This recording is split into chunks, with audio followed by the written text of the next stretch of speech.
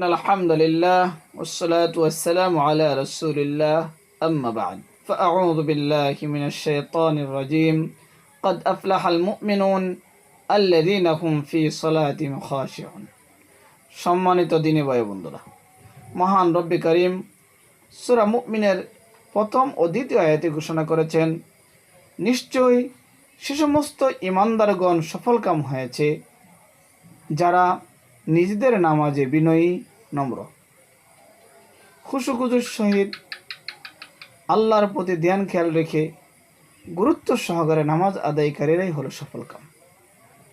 প্রকৃত সফলতা দুনিয়ার অর্থ সম্পদে নয়, দুনিয়ার বুক বিলাসে নয়।